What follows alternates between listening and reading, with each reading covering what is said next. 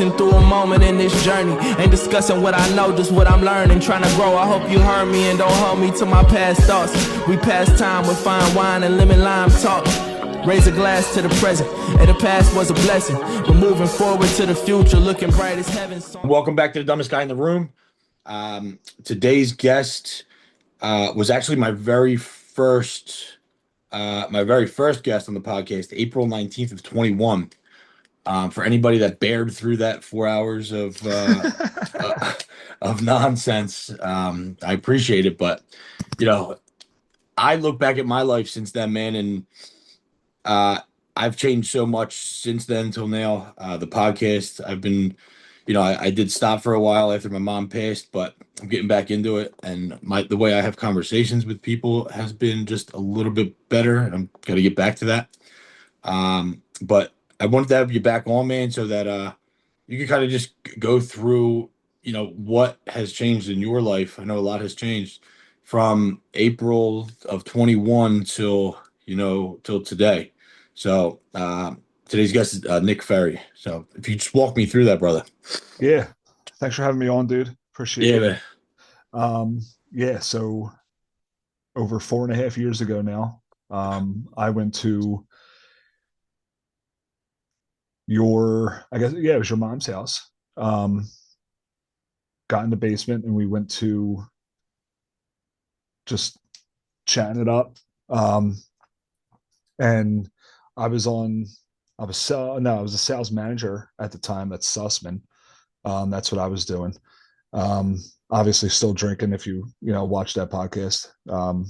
Drinking. I never really thought, there was an issue, obviously, and no kids as of yet. And then my daughter was born the following May. So May of 22, she was born. And I was still drinking, just having fun, obviously, with my friends, neighbors, whoever it may be. And still working. It didn't affect my work life or anything like that. Then there came a point where I don't want to call it like an ultimatum, happened, but there was times where in the morning after a long Sunday or, whatever it may have been, I would get ready for work with, those Yeti cups, kind of like this, but like obviously like an adult version. Yes. I would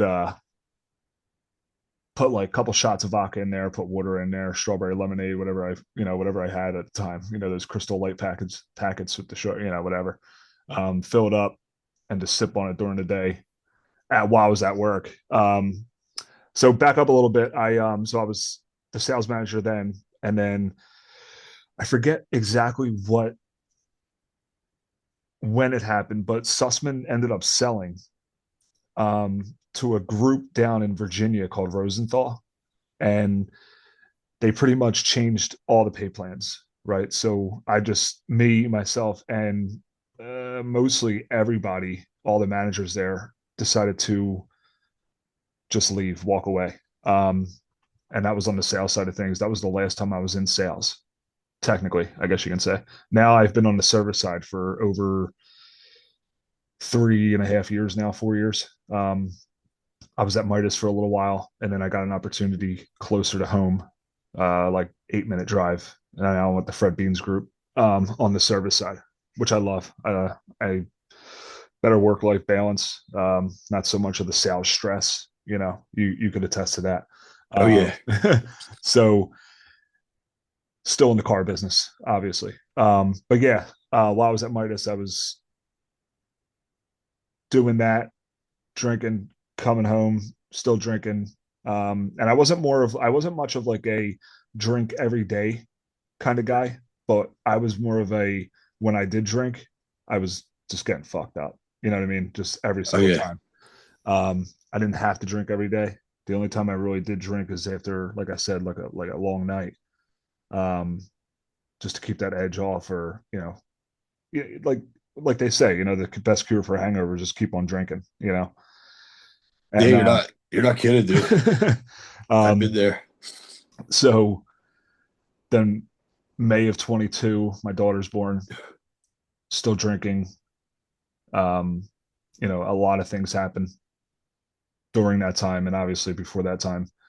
Um, but I was so blind to it, I didn't even realize who I was hurting, and especially the people that mean the most to me, who I was hurting. My wife being the number one person that I was hurting, and that January, the following January, the Eagles played the Niners in the NFC Championship game on January 29th of 23. That morning before the game was like a complete blow up, at the house. And like my normal self, I just ran away from the situation. I went out and I just had a day, and I was by myself, no friends, no nothing. Started off at Parks, and then I forget where I went afterwards. It doesn't really matter, but that was the last day I drank, because I went to work the next day, came home, and basically just told her, or no, I was out of the house for a little bit.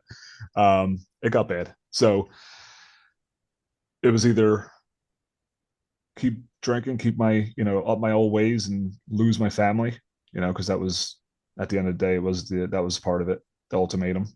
I keep on saying ultimatum, but it wasn't an ultimatum. It was, I guess in a way it was, but it was the way that I would describe how what you're saying is you had to choose your sacrifice at some point, and that's kind of where rock bottom lies. It's like, this is it, and you have to choose what you're willing to sacrifice. And our whole life, I mean, for me, dude, I've been sober now for over 9 years, and I've never really had to, up until the point where I had my son. I think my son was 6 months old by the time I stopped drinking completely. But yeah, I never had a responsibility for anybody but myself. So until I had this responsibility for another human, I didn't have to make that choice. So alcohol always was the thing I was going to choose. I was sacrificing whatever got in its way. And when I look back, there were so many sacrifices: friends, family, uh, myself. I mean, I was sacrificing myself at times because I was doing things that I wouldn't do if I wasn't, drinking. Um, so when you said that things kind of blew up and, you went out and I guess you went on a binge, like most of us do, uh, and that choice was made to stop drinking. Um, what was like, what thoughts do you remember, like what was going through your head as far as like what was, you had to, because you really had to choose what your life was going to be like if you kept drinking, or what your life was going to be like if you stopped, and what outweighed, like what was it that was like, oh man, this, I have to stop drinking. yeah. Just basically the thought of not being around, and my wife, her past, she basically didn't have a father figure, and I didn't want her very first daughter to be the same way, and I always thought about that. Even before this day, I would, be at a friend's house, and she, credit to my wife, because she never told me how much I hurt her until I decided to get sober, and stop drinking. She never told me, like, yeah, I stayed up all night crying because, you weren't here helping me or anything like that, if that makes sense. She's never once said it. She just gave me the silent treatment or whatever it was, just, it was basically, we were like just roommates, just living together. And she really, she, she kept, this whole thing, alive, like this whole, our whole marriage, basically. Um, but again, she never said anything about her having, like, the worst nights of her life, like waiting to see if I'm coming home, or, whatever the situation may have been, what time I'm coming home, if I'm coming home. There was times where I was coming home, and I had to be in at work at 9, and the sun was coming up, and I was pulling on the block, shower, get dressed, go back to work. There was times like that too. But yeah, and then I decided, I was obviously out of the house for quite some time, living with my mom or living with my dad.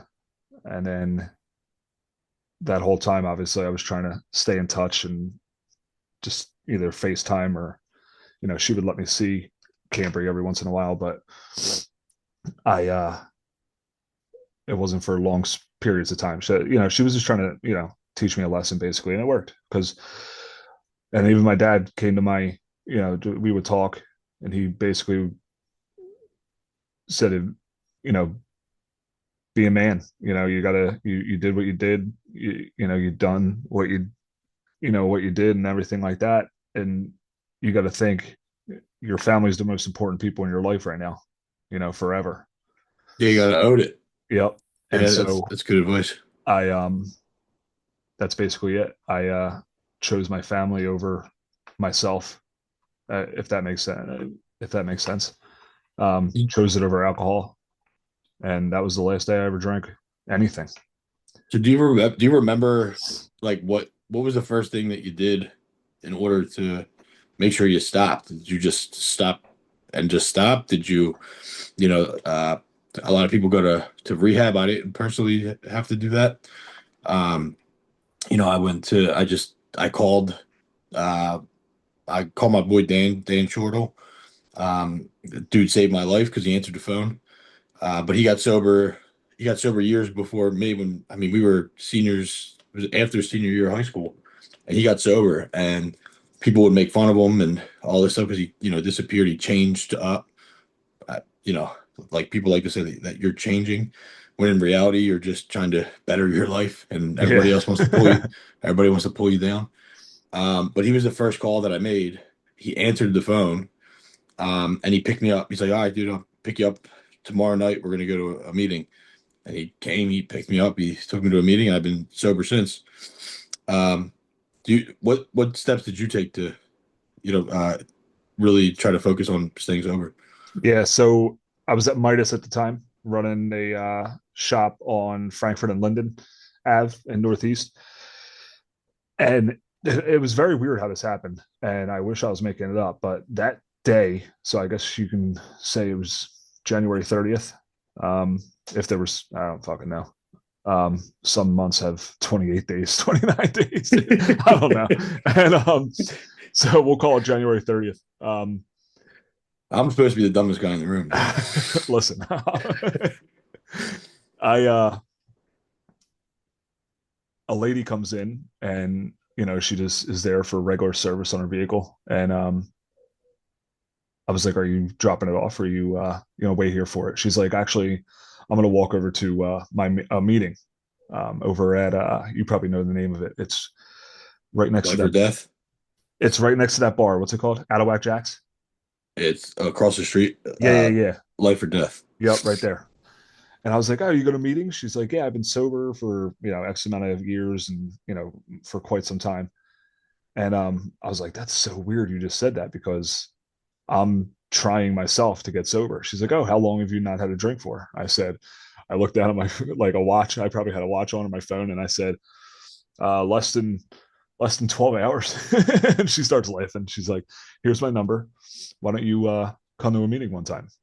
I was like, "Okay." I was like, "Well, I'm out of my house right now, so I really have all the time in the world after work." I went to 3 meetings um, in the past, what is it, a little over 2.5 years now.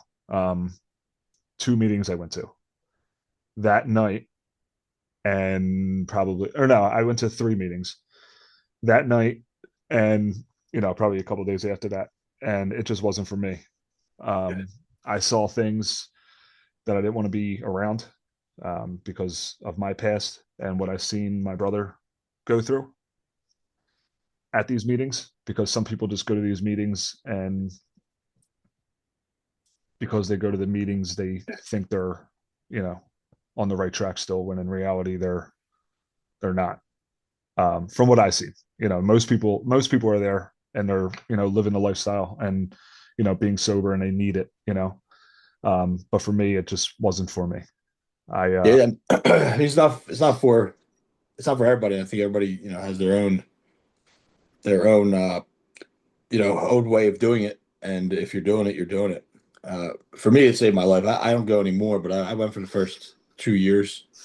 Um, the reason I stopped, which I keep contemplating whether or not I should be going back. I battle with this because one of the guys I work really closely with, CJ Orr, he does insurance with me. He's he's very heavy in AA and like helping people. And I told him, the reason that I stopped going was because I'm 2 years in, and my life is bad. It's getting better, mentally, emotionally. Um, I'm understanding myself more. But when I'm looking around, dude, nobody in here has progressed in life. They're just sober. Um, and it just like, I think Nick Ferdinand, when I had him on here, kind of said it best. He summed it up. He said, you're the average of the five people you keep closest to yourself. And if I'm going to be around people that are not progressing in life, then what does that mean for me? I didn't get sober to be just sober. I got sober so that I could be who I'm supposed to be. So I battle with whether or not I should be on back, because I feel like rework the steps and at some point, be able to be that person that new guy needs to be able to see, Yeah. uh, in those rooms. Were you? Let me ask you this: when you went to two meetings, I'll tell you my first meeting that I went in was terrible. Um, so is the next five, probably, because my ego is still very, very there. I wasn't as bad as these people. I thought I was, better than them, I guess. And they were doing harder drugs. So I'm like, I'm not like them, dude. I'm not like them. Yeah. Uh, but when, like you said, that lady that walked into that first day, my biggest battle was with God, right? Like there's this big higher power thing that's happening in those rooms. People kept talking about it. I'm like, I don't know, man, if I believe that, like, whatever. But gradually, every meeting, something would always happen. That's like I needed that little piece. Everything else, like everything, the whole other part of the meeting didn't really matter. It's just one little nugget, and every time I went, would just for some reason, it's what I needed. And that's what ended up keeping me there. And yeah, I don't know. I personally needed it. I think the step work is really what was important. Was working the steps. Since you did not use the meetings, and that's a whole different perspective than me. How have you been able to not pick up for now? What, a year going on 2 years? 3 years. Three 3 years going in on 3 years January. now. 2023, right? So going on 3 years, you have not had to. You have not picked up. What is it that keeps you? What's keeping you there where you're not picking up? I I tell people this every day because they always ask about it. Like I work with a bunch of, younger guys and things like that, and they always ask me. They're always going out and stuff like that. And when I first met them, they always said, "Yo, come out with us, come out with us." And I have family, kids at home, and I'm just like, "Did I'll go out with you guys like one day. I promise. I will. I promise." And they're just, and they go, "Oh, what do you?" They didn't know it at the time, and then I explained to them, I'm like, "Oh, I don't drink anymore." They're like, "What?" Well, yeah, and they want to know the story and all that stuff. So I tell them, and they ask me a bunch of different questions, like probably you've been asked before. But really, I always go back to just my family, um, and I feel like I owe them everything. I owe my wife so many years of let down and heartbreak and things like that. I owe her. I owe her everything to this. Me remaining this way. I'm such a better father. I'm such a better husband. I'm still work to do in that department, but I'll never be perfect. But basically that I don't want to lose my family, don't want to lose my daughters. And I think that's the most important thing in my life for the rest of my life. And Yeah, that's basically what keeps me going on the track I'm going. that's awesome, man. I love to hear it. I think I wouldn't be where I'm at today without if I never stopped drinking. But now I would say it's very rare, like extremely rare that it'll happen where the thought will come um that I can drink or I should pick up a drink. It's extremely rare. It's not even that I can, it's more like I'll be around it and for some reason I think that, and I don't even know why because I drank beer, but for some reason if I see whiskey in on ice, I'm like that looks delicious. And I'm like, what am I Yeah. thinking about? It's probably not. I mean, if I can remember it all, it's not delicious at all. Yeah. Um, but I don't know why that drink specifically, but it's very rare that that happens now. But in the first couple of years, dude, like it crept up a lot. Um, where that thought comes and you can't control that first thought. It's just that you can control the next thing that you do with that thought.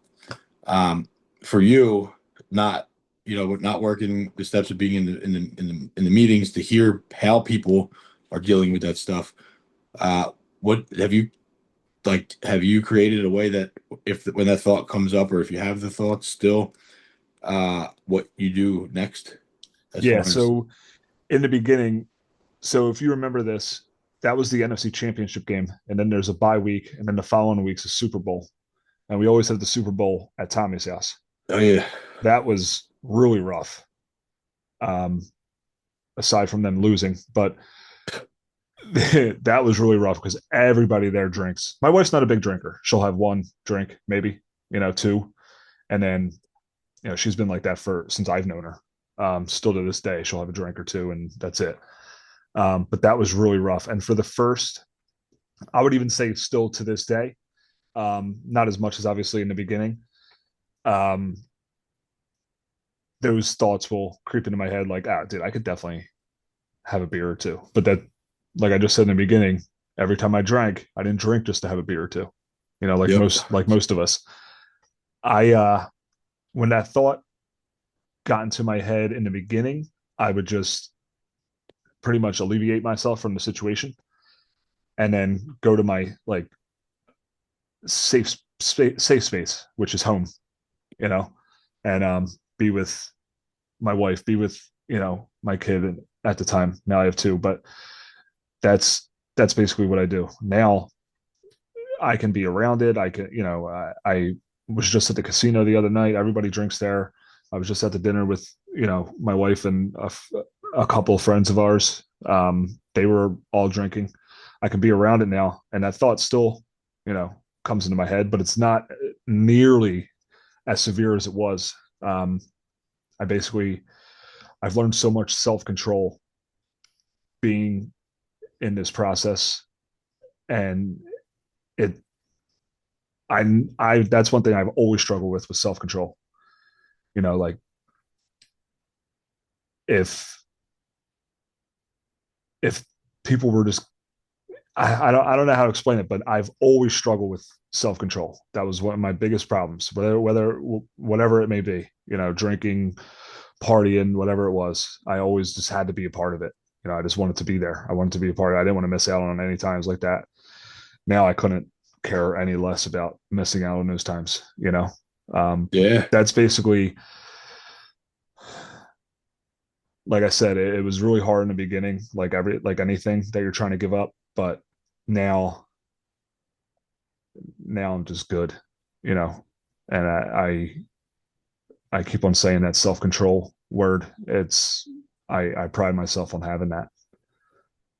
Yeah, I mean that's the biggest thing, dude, is just not to be sober now in the moment. Mm-hmm. Uh if you can continue to try to focus on the present, you can stop yourself from, picking up. And for me, dude, it was always dwelling on the past, things that I've done, the regrets, the people I've hurt, like that shit would eat me up. Or the fear of what's to come.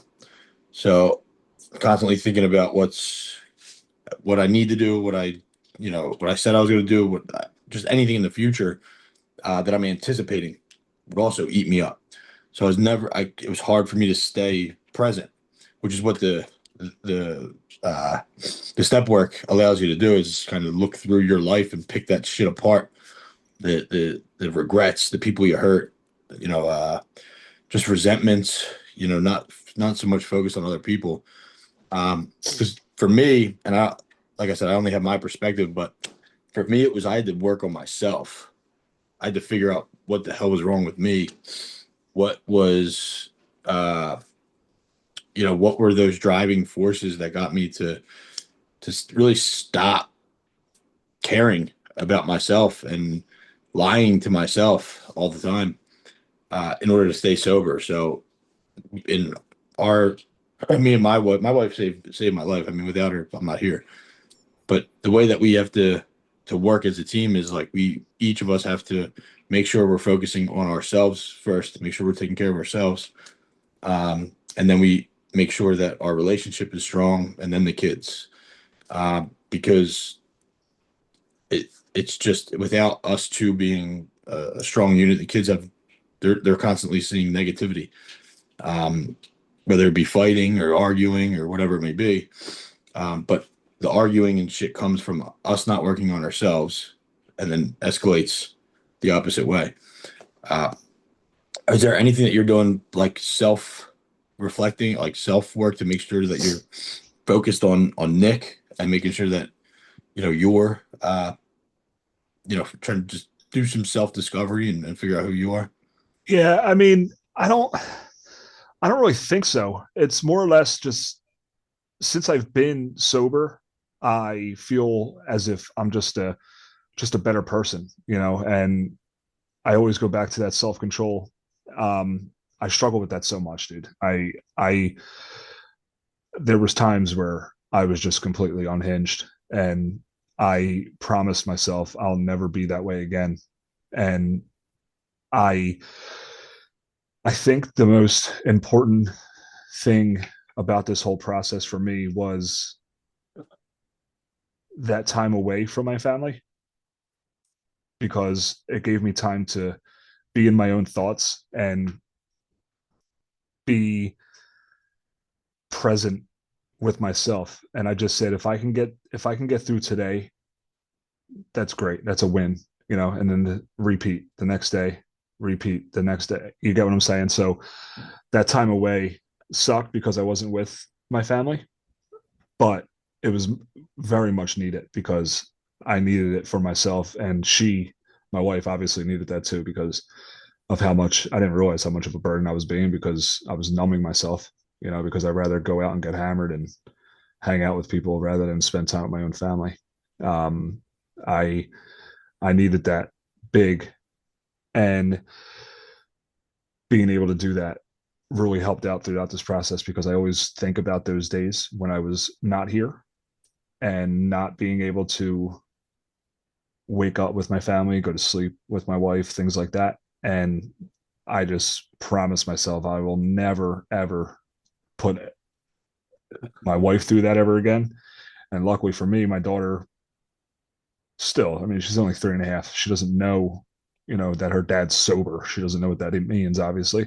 But she will when she's older. She'll know, I want her to be able to say to her, her friends when she's older, like, oh, if they ask, or, anything can happen, I mean, anything can pop up, and then she'd just be like, no, my dad doesn't do that, and I just want to be present in the day. I try my best not to think about, tomorrow or the next day, 6 months from now, anything like that. I just try to get through the day we're in, especially not being in sales no more, dude. Thank the fucking Lord, because I was always thinking toward the future. No, I'm with you, dude. I mean, that's what I do for a living. And it's a constant struggle, but for me, dude, I need that. I need that aim. I need that thing to keep my mind focused somewhere on the future. Because when I stay stagnant for too long is where I get really bad mentally. Mhm. Things get negative. The negative thoughts start creeping in. And I'm not saying I need it to be something that I can aim for. Uh, that's not a negative thing. Like I'm not running from anything. It's something that I'm running towards, not away from. Yeah. And when I was in more of a servicing position, like at the bank, that's kind of what I would do. I could use it to like run from things. I'd use it as a place to run to get away from trouble instead of kind of chasing it. I don't know what it is about the sales thing, dude, but it's I don't know. I need that dopamine rush of going out and getting it. So and I pretty sure when I came into Midas to get my oil changed or something done at your work, you were making sales, dude. You were trying to Of course. you were doing selling I don't know what it was, some work on someone's car. So even servicing has sales built into it. It's it's in a way a lot of companies will disguise it as servicing, but I mean, especially when it comes to mechanic or any type of auto body, like if everybody just got what they came in for, those companies would not be in business. For sure. They wouldn't be able to make enough profit margin because you know they need to. And on top of that, I know nothing about cars, dude. So when I take my car to somebody that's what they do, I would I would hope that just because I said this is what's wrong with it, that they're not taking my word for it because I'm a fucking idiot when it comes to cars. Yep. Right. And that's how I look at sales is when I go and I sit down with somebody with insurance, I look at the whole thing. I don't have, there's people in insurance that push a product. They're, and that's all they do. And that's fine. They make a living doing it. I personally, I can't do that. I'll ask you everything about your life, your everything, just to uncover what it is that you actually need that'll be valuable to that individual. So to me, it's not really sales, and it's more literally trying to align people's money with their values and their goals in life. Because that's one thing that people struggle with is really understanding what money and how to use money. Uh, we think we just need to make more, but in reality, that's not always the case. A lot of times it's just how you're utilizing the money, Yep. what it's going to and what you're valuing and things like that. What you were doing was selling cars. Now I can't figure out anyway that car salesman. I mean, you guys committed that. From what I can see, the idea behind it is you come in, you got to figure out what their budget is, and then you can structure a loan to make sure that some car will fit into that budget, and that's your job.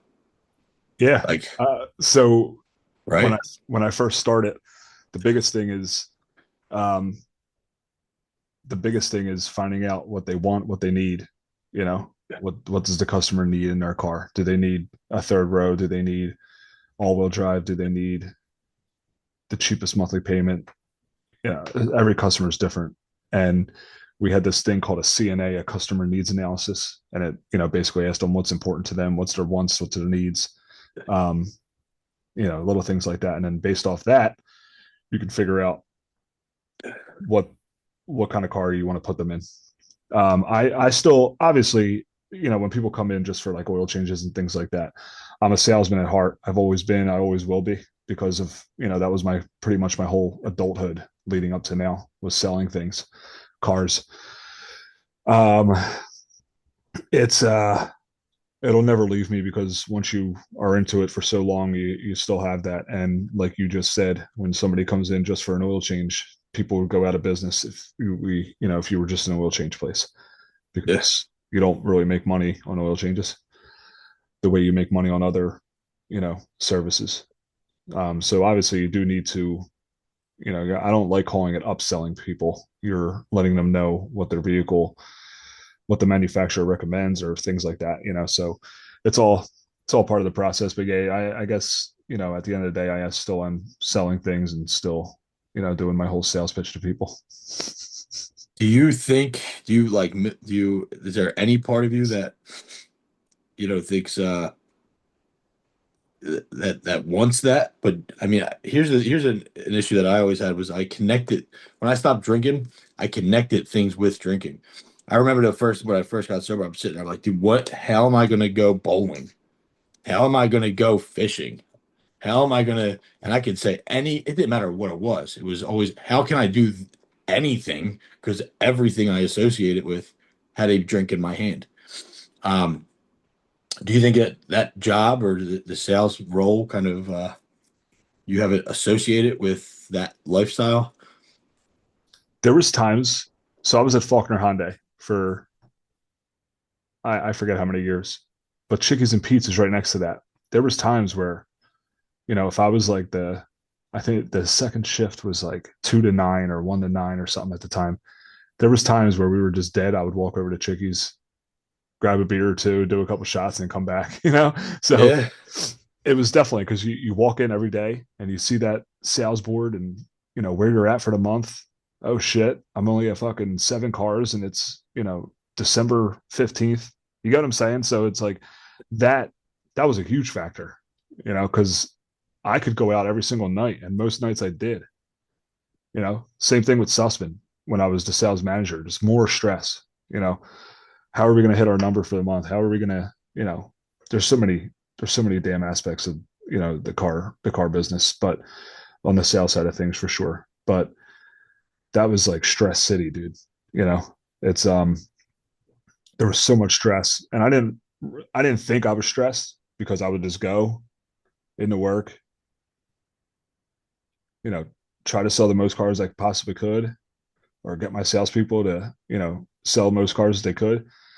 And then we're not at our number or anything like that. I was just stressed because, my bonus isn't going to be as high, and then you put a mortgage into it because then I bought a house when I was a sales manager and I was doing very well for myself. Don't get me wrong. I was doing very, very well. Still am, I do very well for myself, but it's still stressful because, last month I made X amount of dollars. This month I'm only going to make X amount of dollars, Oh yeah. So it's like, fuck, man, what it was just beyond stressful, whether it be, lack of salespeople, trying to hire the right people, getting them trained, getting inventory in, whatever it may be, working with some people that, upper management that are just, Yep. you know how this could work. Yeah. Just Well, that's why I got out of the corporate world, was because of that. it's just pieces of shit that don't care Yeah. about nothing but the dollar, and I try to be as personal as I can with people. I get people to like me and because I genuinely care about people, and that even took a bigger jump being sober because now I care, sometimes to a fault too much about people. But I pride myself in that because some people are just there to, not take advantage, but some people for sure do in the sales world, No, I mean, that's everywhere they do. Yep. It don't Yeah, matter. not just sales, right? You're right. It doesn't matter, man. People are always trying to get.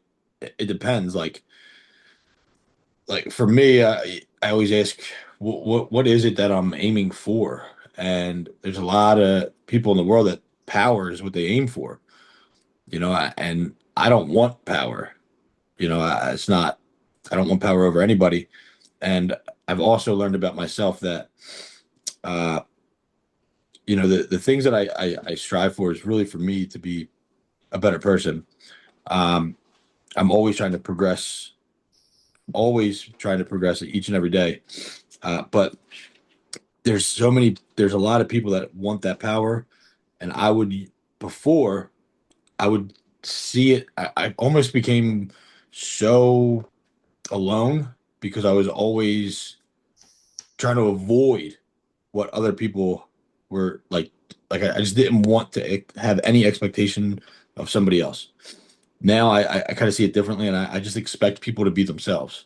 So if I know that this is this is who you are, and this is what you do, and you've been doing it for however long, and you stab people in the back, well, it doesn't mean I don't need to cut you off completely, but I'm gonna expect you to stab me in the back. So I'm not gonna be as real around you. I'm not gonna tell you things that I'm just gonna expect it to happen.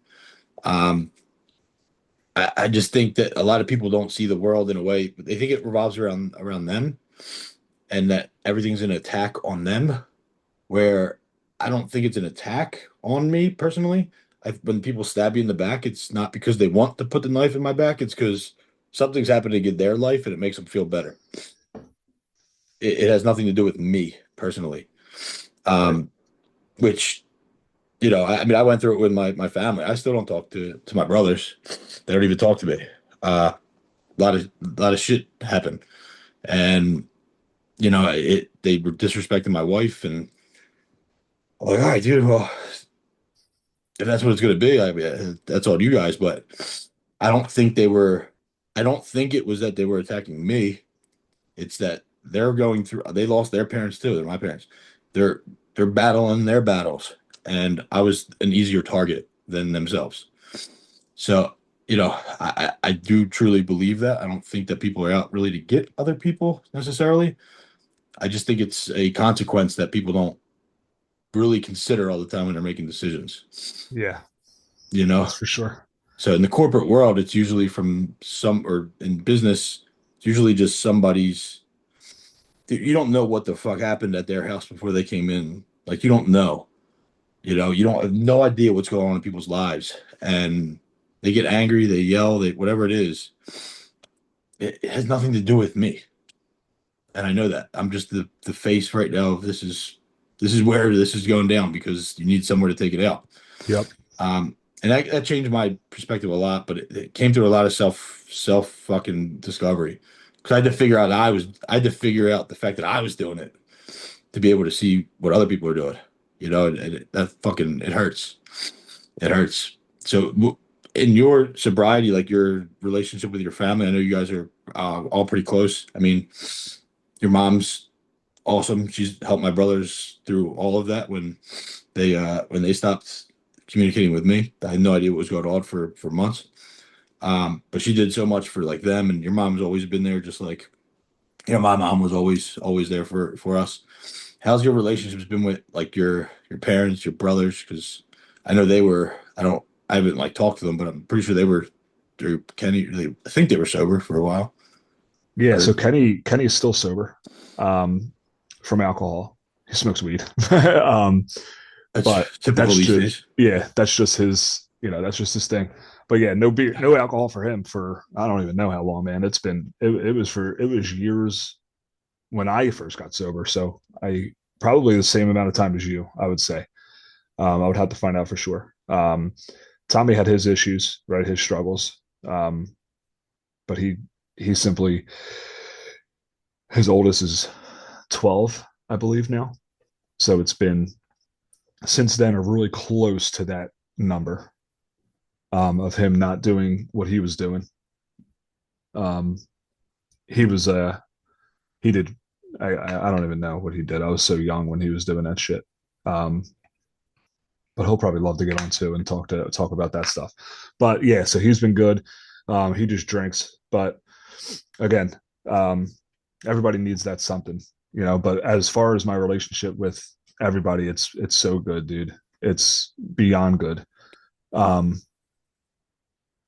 I'm really close now that Kenny lives closer to us now. He lives in Levittown as well.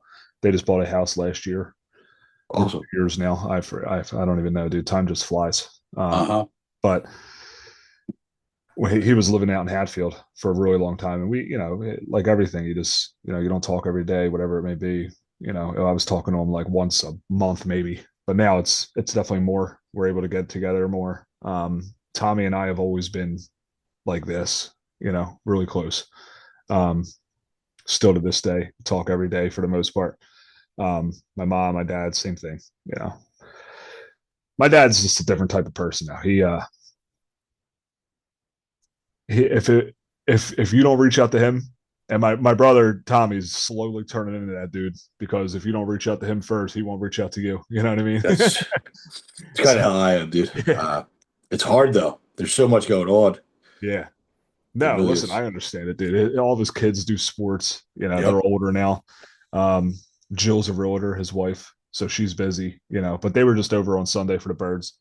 But like I said, we're really close. My mom's like they'll laugh at this, but they always call me the favorite, which I know I am. But You're the baby. yeah, exactly. So he we've always been close, dude. Um, I actually sent her.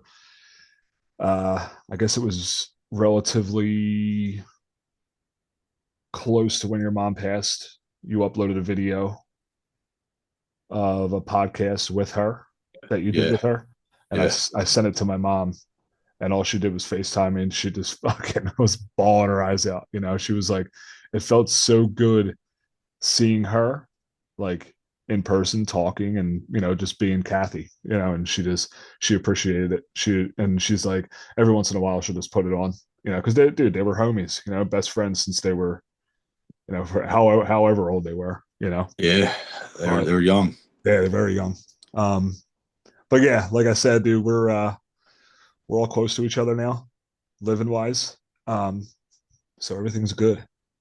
But That during that that podcast was one of the hardest things I've ever had to do because I recorded that before she died yeah, and posted it after. yep, So I had to listen to it and upload that thing not long after she passed away, and it was very difficult to do. Um, my son will like turn it on randomly, like I'll hear him listening to it. Uh, I literally until I did Lex in August of this year. That was the last one I did. I stopped doing it because I was just destroyed me yeah, for quite some time. But dude, it's like I don't know, man. If I'm also very grateful because I mean I don't. How many people can have that hour and something conversation, record it? Uh, Grandkids get to see it.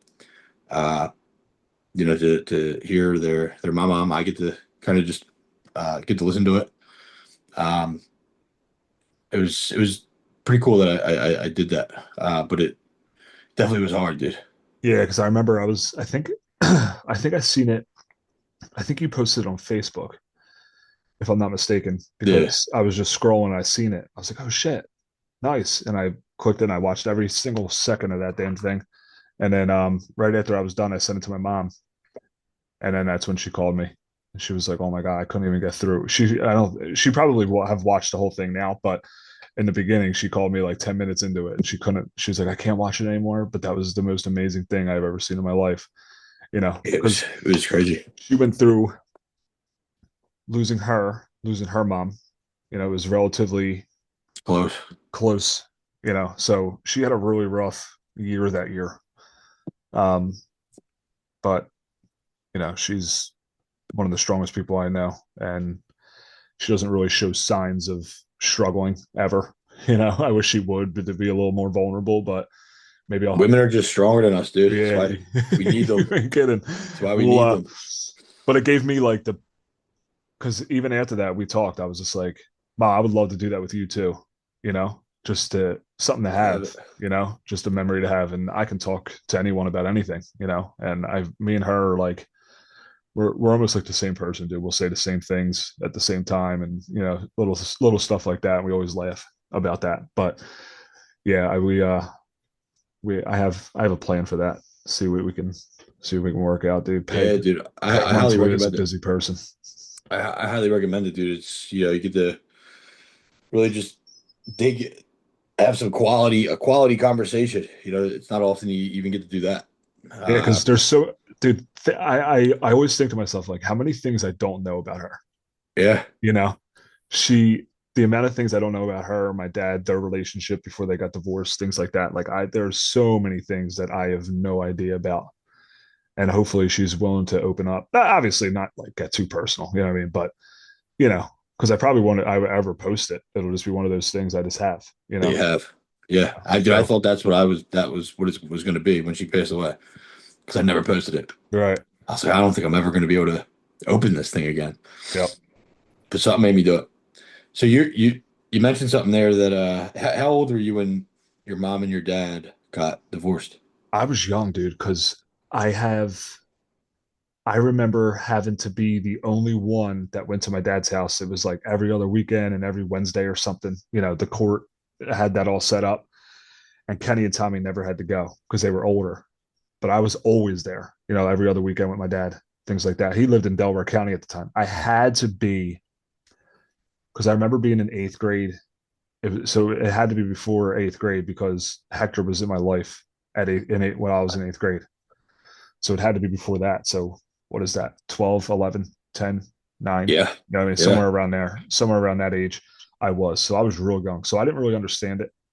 Obviously being 33, I completely get it now, but I have memories of, you know, those two screaming, arguing at each other, and this is at the house I was born at, dude, on Rosalie Street, down in Philly.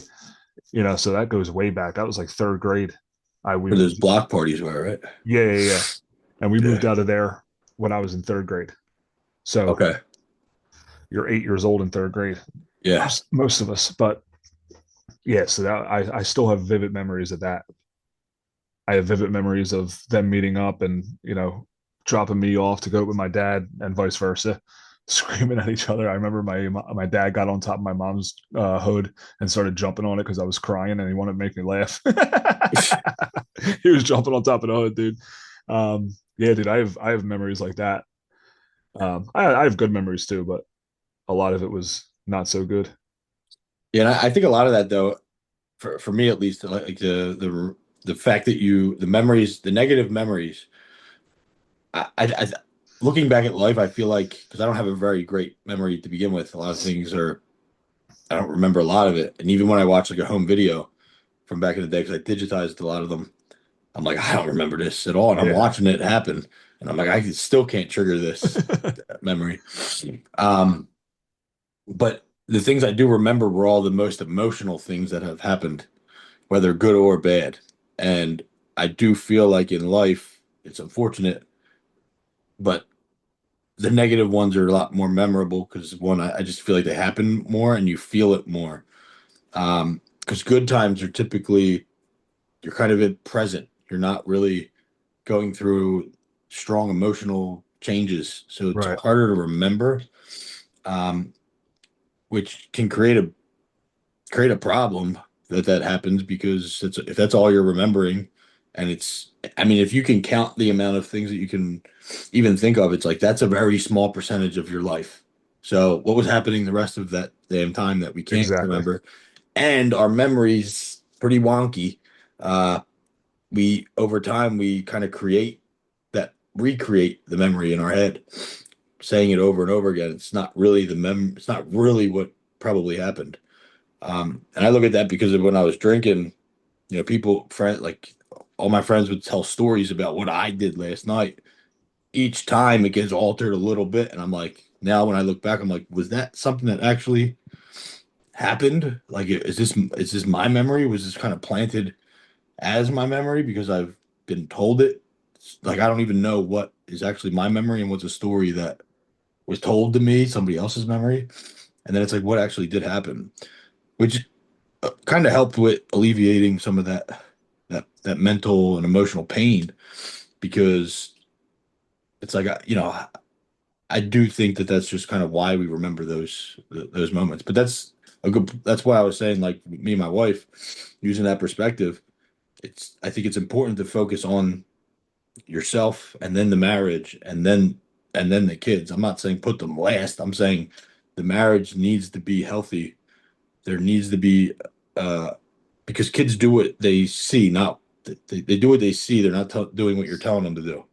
Right. So when you're constantly doing negative things and arguing and things, and especially my little girl, I do not want her marrying somebody that was like me, right? Like I want somebody that's respectful to a woman, um, showing compassion, showing love, and I want her to see that because otherwise she's gonna see that it's the opposite is what she should be looking for, and I don't want her to strive for that.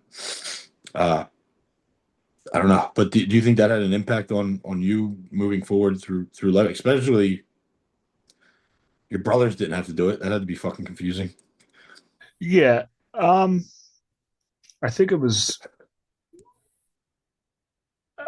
I don't know, dude. I really don't know. I used to get mad when I want to hang out with my friends, and then I got to, had to go over there all the way in Delaware County where he was living at the time.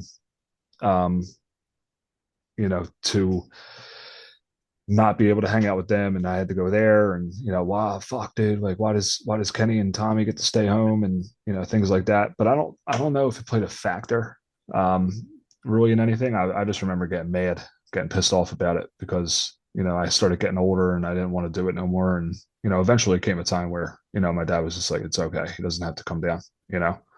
Yeah, if he Um, doesn't want to. And then it naturally probably you probably naturally came together at some point. yeah, exactly. But there was a time where, I wouldn't see him or, talk to him for like months. I was young, you know what I mean? Because I wanted to hang out with my friends and do all this stuff, but it probably killed him too. You know what I mean? Come to think of it, Yeah. I think about that a lot too. That's why I've been trying to be as close as possible with, you know, those people. Perspective's crazy as you get older and have your own kids, right? It's crazy, dude. It The really is. less the lessons, the biggest lessons that I got from my parents came after they passed away in looking back at the things they weren't necessarily telling me, just the things that they were doing and understanding the why and the sacrifices that they had to make in order to get to where they were at. And I was always looking at it in a negative aspect. I was always looking at it the wrong way instead of like, man, the amount of sacrifice that they had to make and the things they taught me through their actions is just, just in time, it paints a picture. Oh, that's for sure, dude. I think that that's a big thing, like especially during hard times. Uh, in the moment, it's hard to see why you're going through it, and you could sit there and blame everything in the world. I've come to a realization that whatever's happening now, even no matter how hard, stressful, negative it is, there is a lesson that's going to come out of it, and in time, it will show. I just don't. In time, you can't see it right away. It's a lot of times you have to experience more in life before that lesson comes to light. Yeah, I agree with that. You know. I an eye-opening, a really good experience I just had was this past like spring summer time. A few people are selected to go to this program through the company I work with right now. It's called the Dale Carnegie program, and it's like a Yeah. leadership, and I forget what it was called, but dude, it was such a cool experience. You go there once a week for like 12 weeks, and it was one of the best experiences of my life because people become so vulnerable. And it's weird because it's like some of your coworkers, they work at different, places, but on, for Fred Beans, they were, some salespeople, some managers, and some service people, body shop people, etc. But that was a really cool experience for me, and that program was so cool. I try to tell everybody about it. I don't know how easy it is to get into a program like that. It costs an arm and a leg, but I'll I'll always keep things that I learned at that program in my life, like in general. It wasn't even about the car business. To be honest, it was about life more than it was anything, and it was really cool to be a part of that.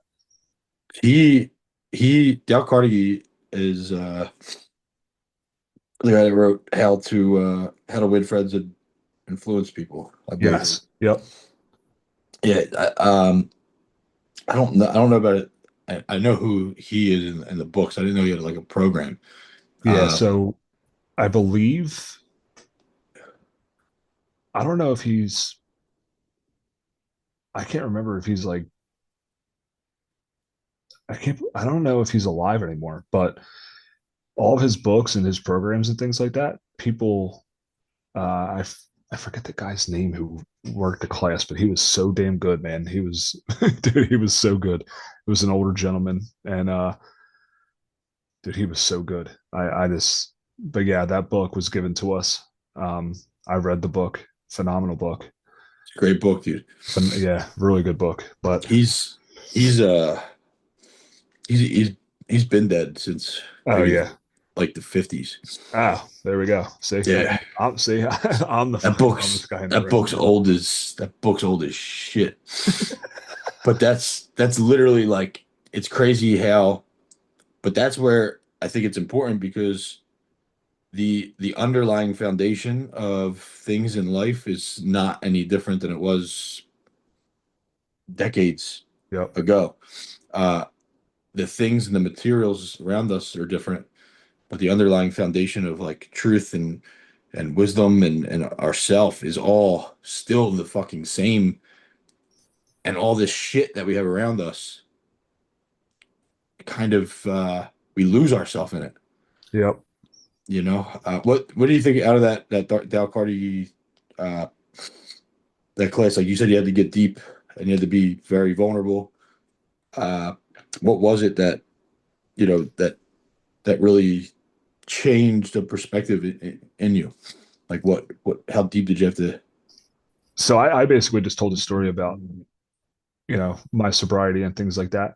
Um, I talked about my wife and I um, losing a child before my newest one was born on May 5th this year.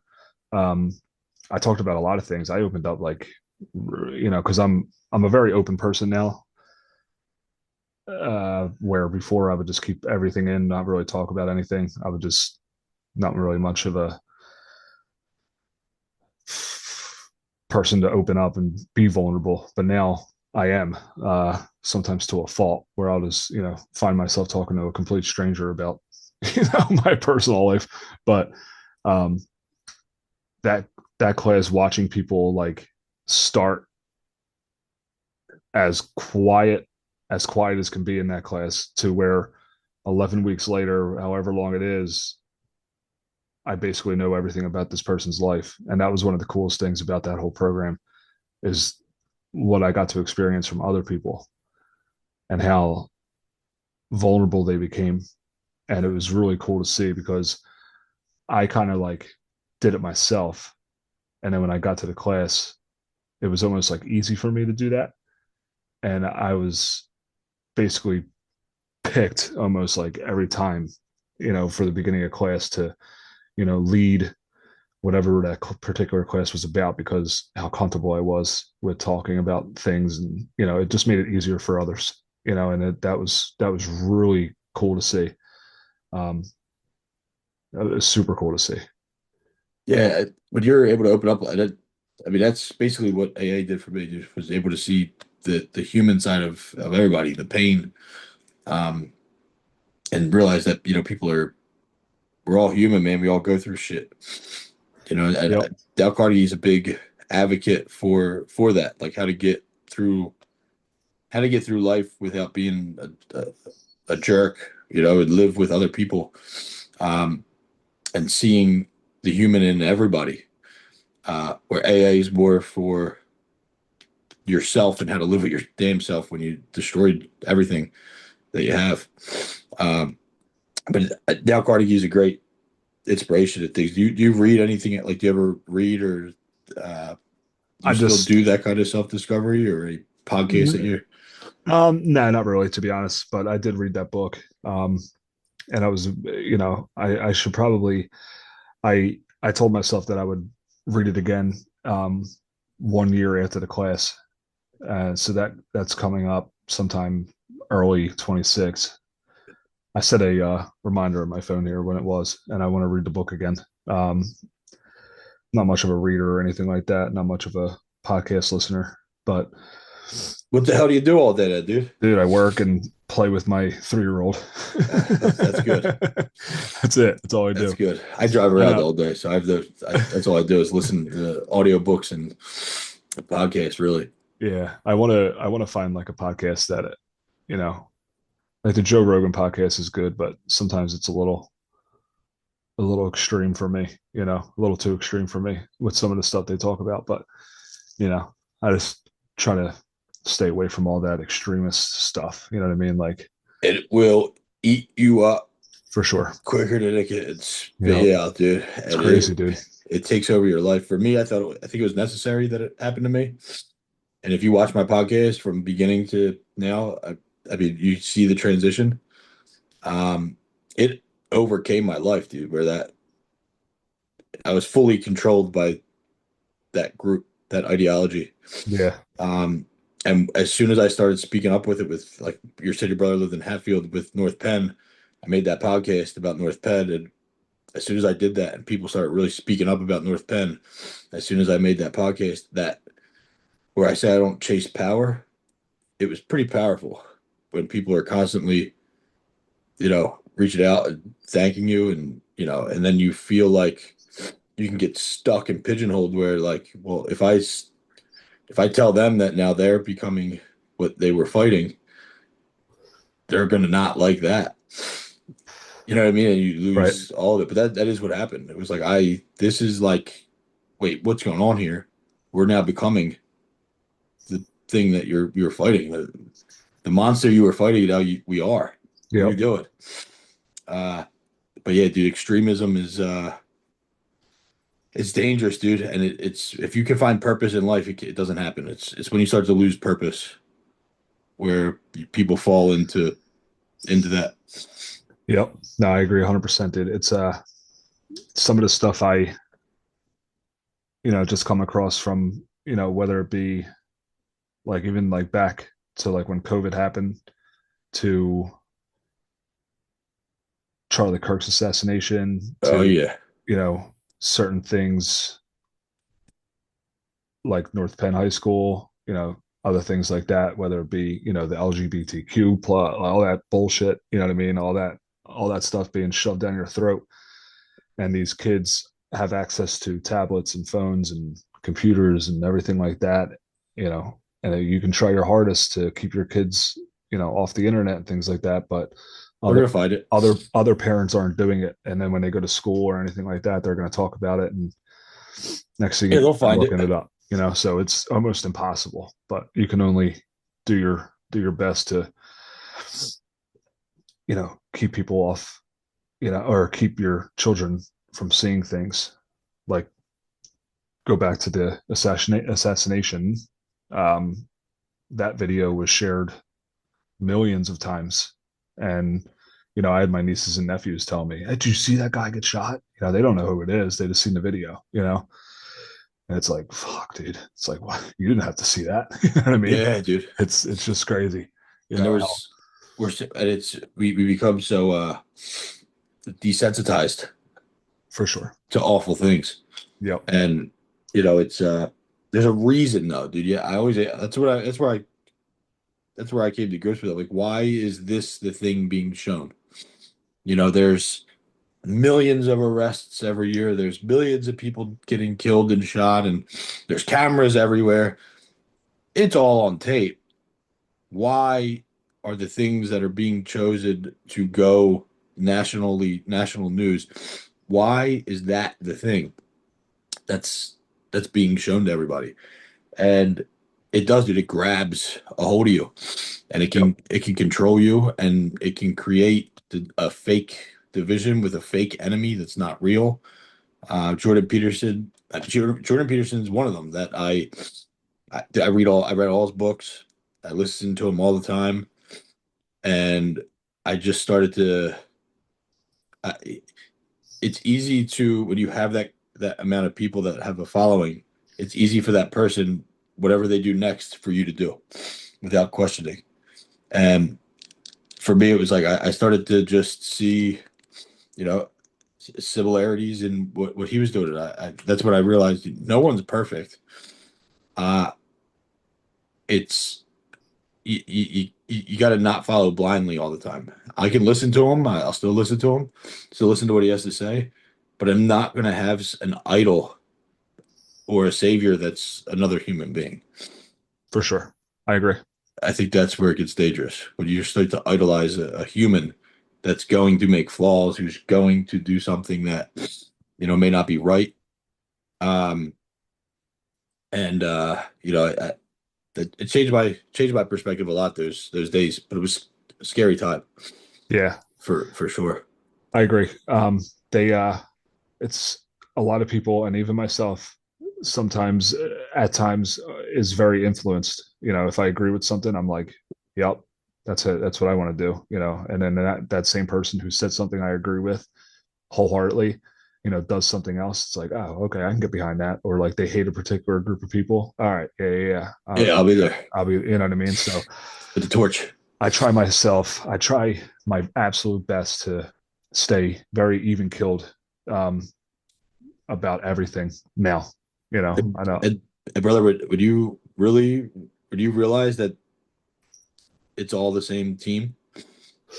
Yep. It's very eye opening. Like I don't think they're different teams. I think it's the same team that they separate us and however they can, and that way they have a more structured chaos, right? And if everybody ran around as an individual, it'd be a pretty chaotic fucking world.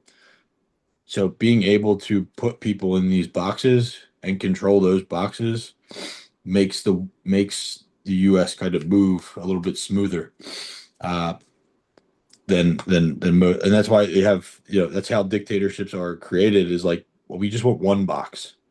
You're going to do as we say. Where the United States is like, well, we can't have millions of boxes because then what? Everybody's thinking like themselves. Like, we can't do that, but we could create a couple boxes and start putting people in. And then the people in your own box are usually the ones doing the wrong.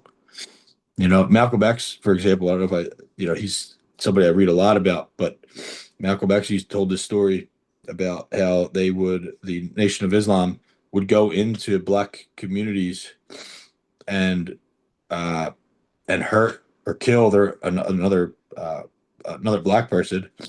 Or I'm sorry, the Nation of Islam would go in and hurt or beat up a white person so that the KKK could come in to save and rally up more people to attract to the KKK, and the Nation of Islam would get people from the KKK to come into black neighborhoods to kill somebody or do something so that they could come in and be a savior to bring in more people to their group. Right. So it was all contracted by the same people that they're following. And it's like, damn. Yep. Like that's literally still happening today. It's like we just say it's them, but really, if you really want the power, why not create that yourself and say they did it? Yep. We all need a savior in today's world. It's absolutely truth.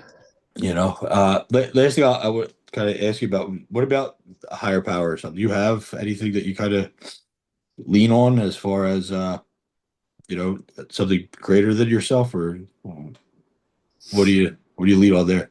So probably like yourself, I was raised Catholic and go to Catholic school and go to church on Sundays.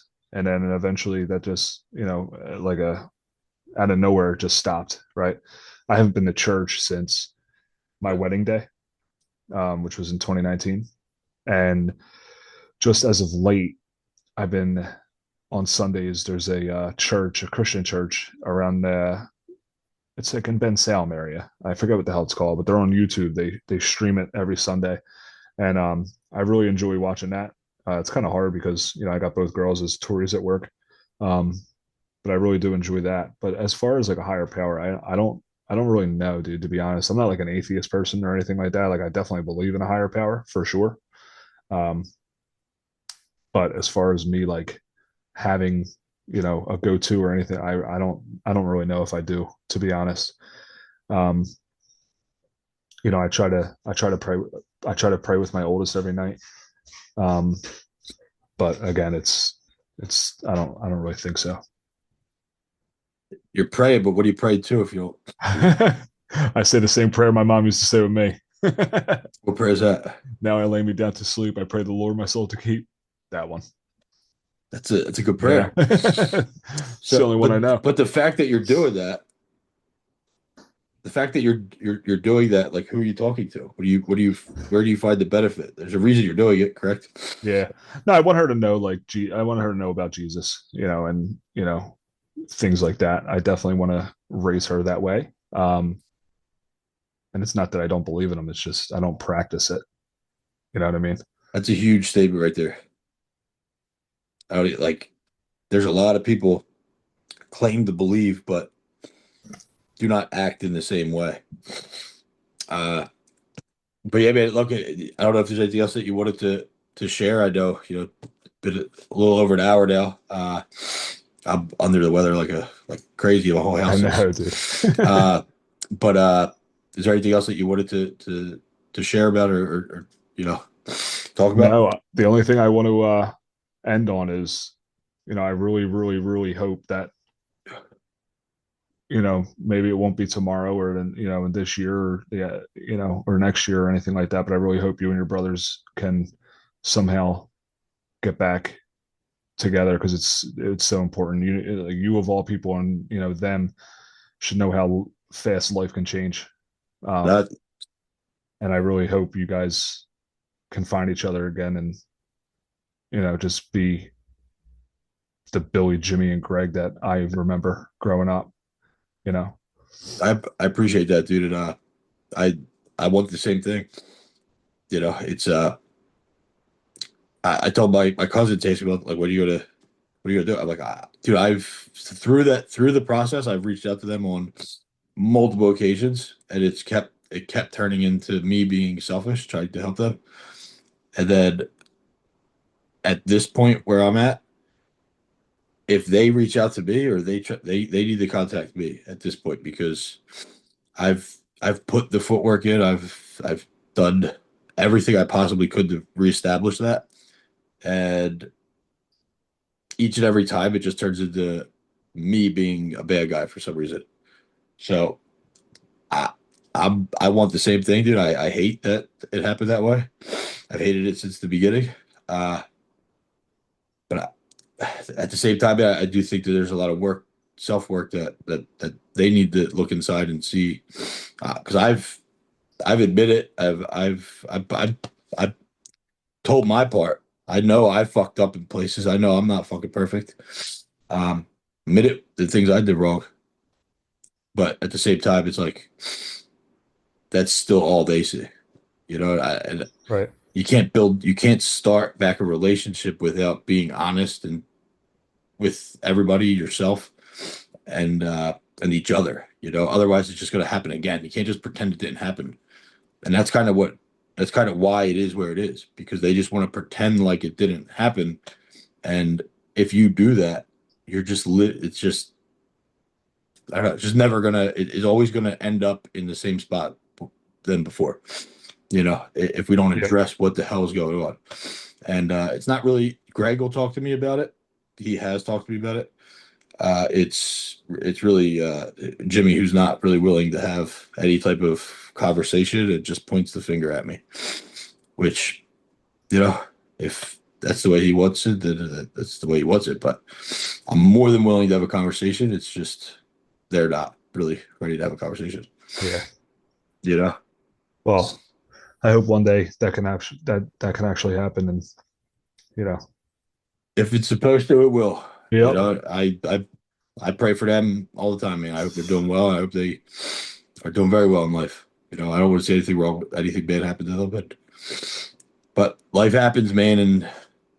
But I appreciate that, dude. I want the same thing. For sure. I do, man. Well, it was really, really great talking with you, dude. Love to get you on again, down the line, and just see how much further your life has progressed from here. Keep it up, man. Just one day at a time. Encourage you to read some books, dude. You just do a little self work. I mean, it's helped me tremendously with staying sober. And send me some stuff. Yeah, I'll shoot you over some things, some good books, and not really sobriety based, but it all pertains to sobriety, just like Carnegie. His program's not sobriety based, but it'll help you. Absolutely. I can shoot you over some books, dude. It's but yeah, brother, keep it up, man. I love to see it. Love that your family's doing well. Love that you seem to be doing a lot better. And just keep it up, man. Tell your mom I said hi. Tell your brothers I said hello. And until next time, brother. All right, man. Thank you again. All right, man. Yes, sir. Have a good night. You too. I'm trying not to be too hard on myself, placing God over wealth, placing time over vanity. I'm thankful for my health. I know I played the game a couple ways. I'm trying to find my wave. I know I made mistakes that I can't change, can only change my ways. So all in all, my heart is pure, my thought is sure, my mind is open. Another chapter in the book, ain't got no time to close it. But I ain't rushing through a moment in this journey. Ain't discussing what I know, just what I'm learning, trying to grow. I hope you heard me and don't hold me to my past thoughts.